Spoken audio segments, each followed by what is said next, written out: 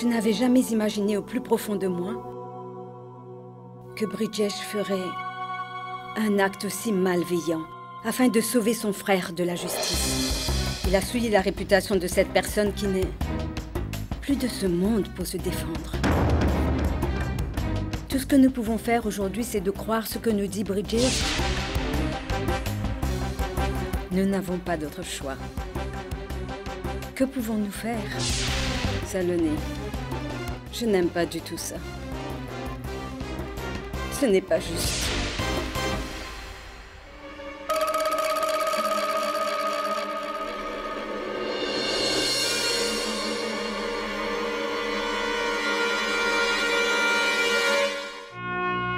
Votre Honneur, je voudrais la permission pour en savoir plus sur les relations entre Madame Chandini et Bridgesh. Objection, Votre Honneur. Cette affaire concerne juste l'assassinat de Madame Chandini Singh, pour lequel Monsieur Nar s'est déjà porté coupable. Je ne comprends pas sérieusement le lien que l'on peut faire entre Bridgesh et le meurtre commis par Nar. Votre Honneur, jusqu'à ce que nous ne connaissons pas qui était Chandini, ni ses intentions, comment alors savoir comment donc ce regrettable accident que vous, Monsieur Sakdev, vous vous attelez à prouver qu'il s'agisse en fait d'un assassinat, s'est produit réellement?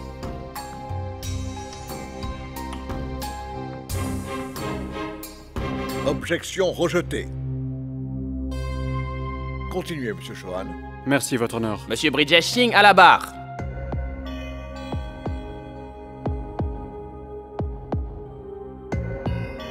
Alors, Monsieur Bridgesh, on vous écoute. Je faisais ma maîtrise en économie à l'université de Londres. J'y ai rencontré Chandini la première fois. Elle était alors en première année. Afin d'avoir un peu d'argent de poche pour vivre, j'enseignais parfois au collège. Pendant ce temps, Chandini a tout essayé pour se rapprocher de moi. Et même si j'ai tenté de lui expliquer plusieurs fois que je m'étais fiancé, Chandini n'a pas arrêté ses subterfuges. Une nuit.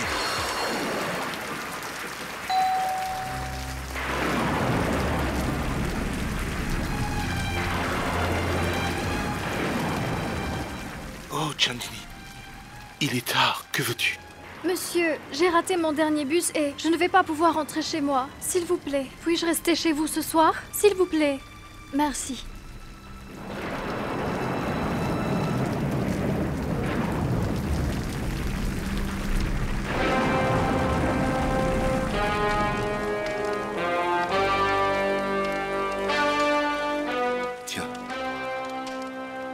Tu es trempé. Tu vas être malade.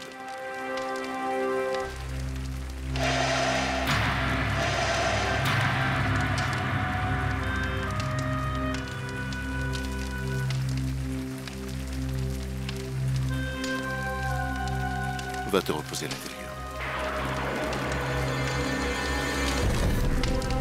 Je ne suis pas venue ici pour rester loin de vous. Je suis venue pour être près de vous. Chandini, qu'est-ce que tu fais? Lâche-moi! Monsieur, je vous aime beaucoup. Monsieur, s'il vous plaît, ne me quittez pas. Chandini, pitié. écoute-moi. Restez là, pitié. Arrête. Je vous Arrête, en je prie, te dis. monsieur, ne faites pas ça. Je vous en prie, monsieur. Tu vas arrêter enfin! S'il vous plaît, monsieur, je veux être ici. Chandini, sors de chez moi! S'il vous plaît, laissez-moi rester avec vous. Non, Chandini! ne me séparez pas de vous. Monsieur, ne me faites pas ça. Sors de ma maison! Monsieur! N'ose même pas revenir ici! Monsieur, ne me séparez pas de vous. Monsieur, monsieur, ne me séparez pas de vous.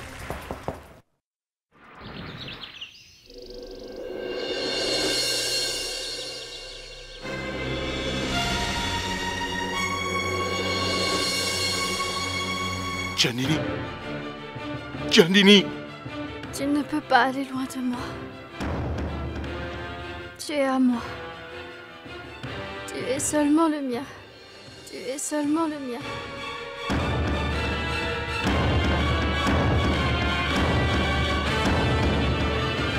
Son obsession augmentait.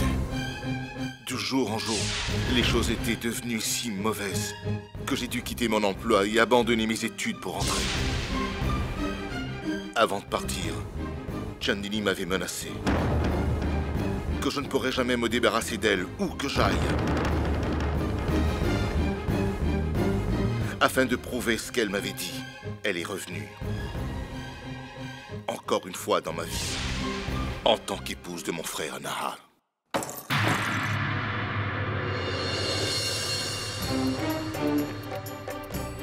Chandini, pourquoi tu fermais la porte? Parce que c'est nécessaire. Afin que personne d'autre ne vienne entre nous, mon amour. Ouvre cette porte et sors d'ici. Une fois, tu m'as retiré de ta vie, mais cela ne signifie pas qu'à chaque fois que je vais m'en aller tranquillement. Je vais rester ici désormais. Après tout, je suis ta belle-sœur maintenant. Tu vois bien, tu ne peux rien dire sur moi à ta famille. Mais moi, je peux dire beaucoup de choses intéressantes sur toi. Et rappelle-toi que tout le monde ici préférera croire à une pure et innocente jeune fille comme moi. Chandini, tu es vraiment folle. Laisse-moi! Permets-moi au moins de reprendre mes esprits dans tes bras, Bridgesh. C'est tellement ennuyeux de vivre toujours dans le droit chemin. Chandini, je t'ai dit Ça de m'ennuie sortir de cette tellement. chambre. Allez, sors d'ici!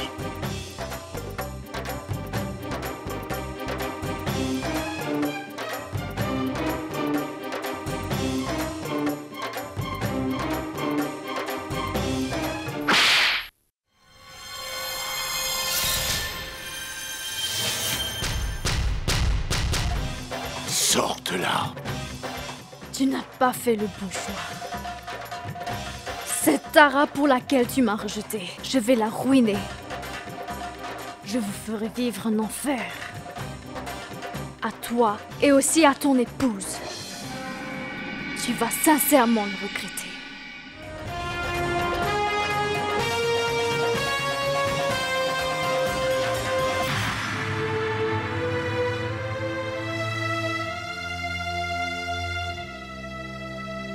Votre honneur, au début je pensais que l'assassinat de Chandini a été commis par Nahar dans un de ses moments faibles, quand il avait peu de contrôle sur ses sens. Mais je me trompais, parce que c'était le résultat d'une très grande controverse.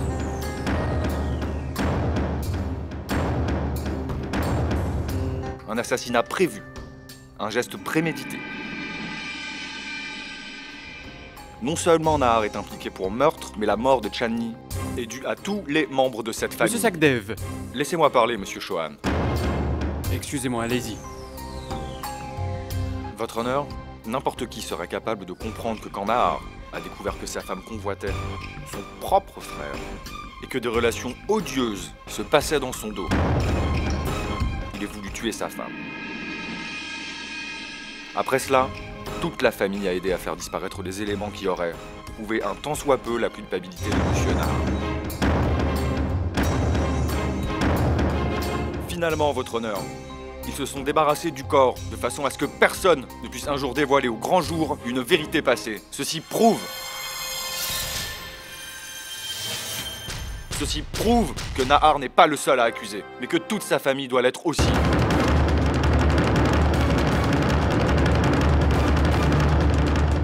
Je voudrais demander à la Cour qu'en vertu du Code pénal du pays, article 201, pour avoir fait disparaître les preuves liées à une enquête, chaque membre de la famille doit être dûment puni.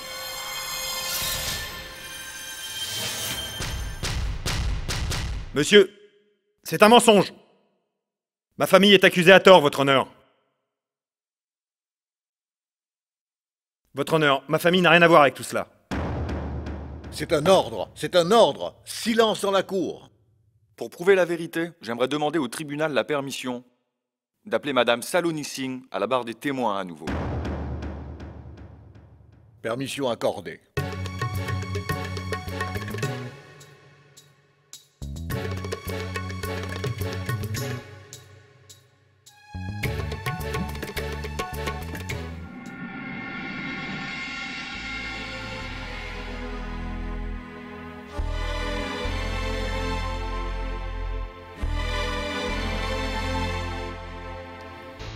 Madame Saloni, le tribunal sait que Monsieur Nahar a avoué son crime ici, parce que vous lui avez demandé de le faire.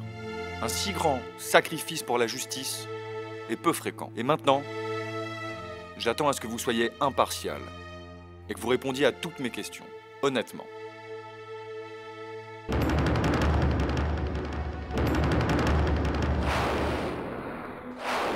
Avant de vous unir à la famille de Nahar, est-ce que vous où votre famille était au courant que Nahar avait déjà été marié, ou que sa femme Chandini était décédée.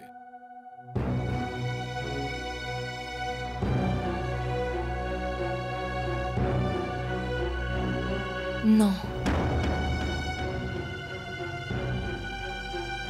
Notez cela, votre honneur. Quand Nahar et sa famille sont capables de tromper, de duper autant une personne qui allait rentrer dans leur famille, pourquoi pas la loi?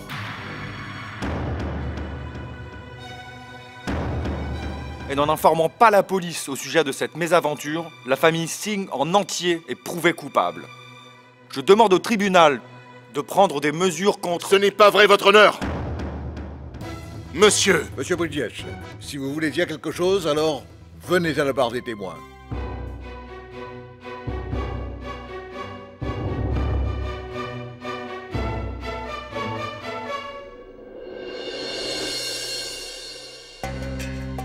Permettez, monsieur. Donc, monsieur Bridges, pourquoi avez-vous caché cet incident à madame Saloni? Il s'agissait d'une vérité délicate. Nous n'avions pas le courage de le partager avec quiconque. Qu'aurions-nous pu dire à Saloni? Que Chandini, la première femme de Nahar, le soupçonnait d'avoir une relation illicite avec ma femme? Alors que moi seul je savais ce qu'étaient les véritables intentions de cette femme maudite derrière ces accusations. Elle me voulait causer des ennuis. En faisant de telles accusations, comment pouvions-nous le dire à Saloni? Mais nous n'avons rien caché à la justice. Nous avons bien fait une déclaration à la police de Lalganj quand ça s'est passé, votre honneur. J'ai bien sûr amené une copie de cette plainte dans le dossier. Voulez-vous la regarder?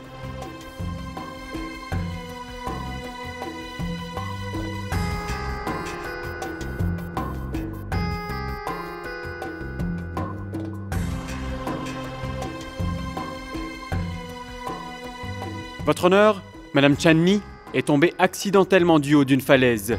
Toute cette affaire a été examinée. Après une enquête complète, la police est venue à une conclusion, que ce n'était qu'un accident. Et cette affaire a été classée. Votre honneur, une copie de l'enquête est annexée au dossier. Oui, mais le rapport d'autopsie de madame Chandini Singh n'est pas dans ce dossier. Votre honneur, vu la hauteur de la montagne et de la chute, jamais personne n'aurait pu survivre à cela. C'est pourquoi elle a été déclarée morte. Votre honneur, Monsieur Chauhan essaie de son mieux pour sauver son client et sa famille. Mais je ne comprends pas une chose. S'ils sont vraiment si innocents, alors pourquoi ont-ils déposé un rapport d'accident au lieu d'une plainte pour l'assassinat de leur belle-fille? Parce que ce n'en était pas un, votre honneur. C'était bien un accident. Toute notre famille en est témoin que ce n'était qu'un accident. Rien d'autre. Monsieur Bridges, votre frère fait pourtant bien partie de votre famille aussi. Il ne pense pas que c'était un accident. Il a avoué que c'était un assassinat. Nahar croit qu'il est responsable de cet accident, c'est tout. Il a perdu la mémoire suite à ce choc. Il a commencé à croire que c'était lui qui en était la cause. Et ainsi même, après 2 ans, il n'est pas recouvré la mémoire. Ne trouvez-vous pas ça un peu bizarre? Puis-je vous demander pourquoi il n'a pas confessé son crime lorsque cette mésaventure s'est produite? Parce qu'à cette époque, j'avais empêché Nahar de le faire. Votre honneur, si vous le permettez, je voudrais vous donner ma déclaration. Vous pouvez venir à la barre, nous vous écouterons.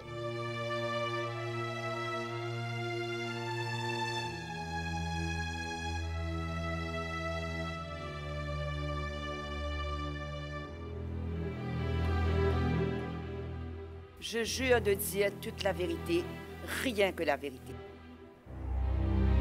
Votre honneur, après la mort de Chandini, Nahar avait vraiment perdu la raison.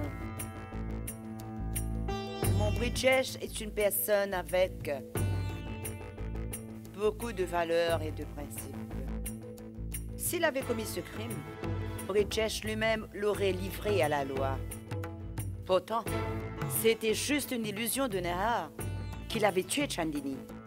C'est pourquoi j'ai fait comprendre à Nahar qu'il ne devrait plus jamais parler de cette aventure. Votre honneur, je n'ai certes pas donné naissance à Nahar, mais c'est moi qui ai pris soin de l'élever. Mon Nahar ne peut même pas tuer une fourmi. Oubliez un être humain.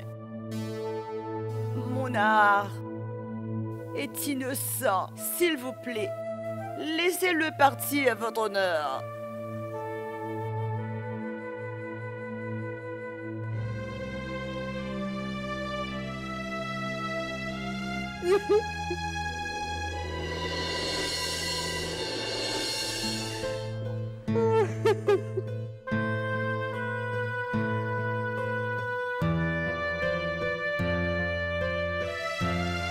La cour aimerait savoir ce qui s'est passé ce jour-là et comment.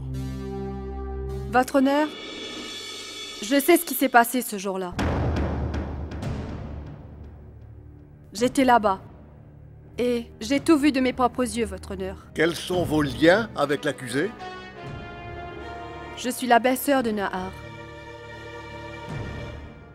S'il vous plaît, venez à la barre.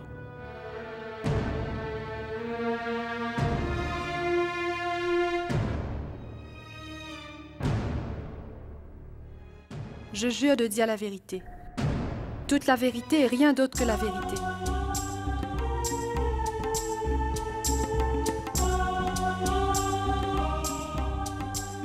Votre honneur, le début de ce jour fatidique était très joyeux pour notre famille. J'avais découvert que j'étais enceinte et nous étions tous sortis pour un petit pique-nique, juste entre nous.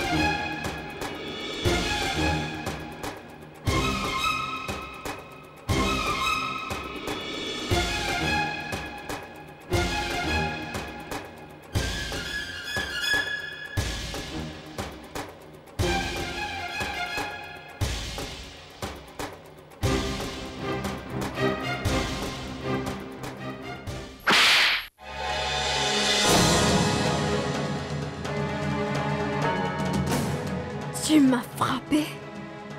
À cause d'elle, c'est ça? Elle est la cause de tous nos ennuis?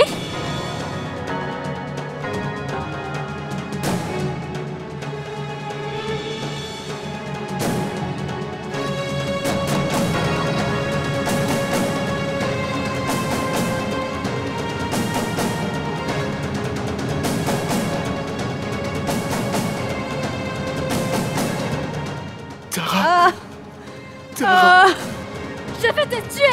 Johnny, laisse ça! Johnny, lâche ça!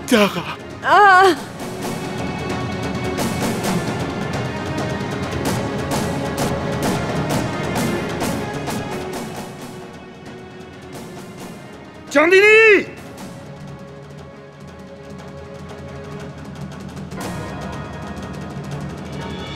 Ce jour fatidique nous a arraché beaucoup de choses. La paix de notre famille, le bonheur, l'insouciance qui nous habitait alors. Il m'a arraché l'enfant que je portais dans mon ventre. Et l'espoir d'en avoir un autre un jour.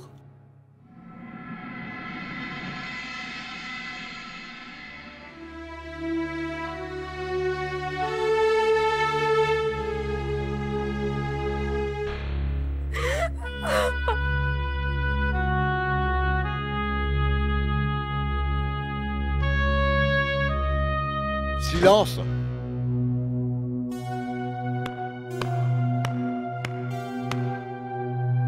Votre honneur, je ne peux ici qu'admirer l'imagination de tous les membres de la famille. Ils ont concocté une si jolie fable pour sauver Nahar, pour maquiller un assassinat en accident. Ils mentent et essaient de tromper le tribunal sans aucun scrupule.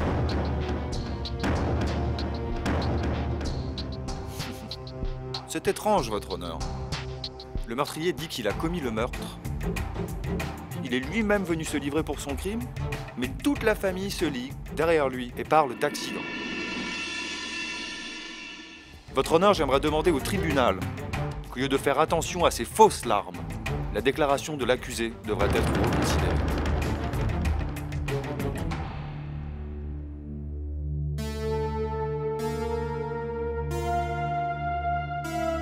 La séance est levée. Nous reprendrons dès demain.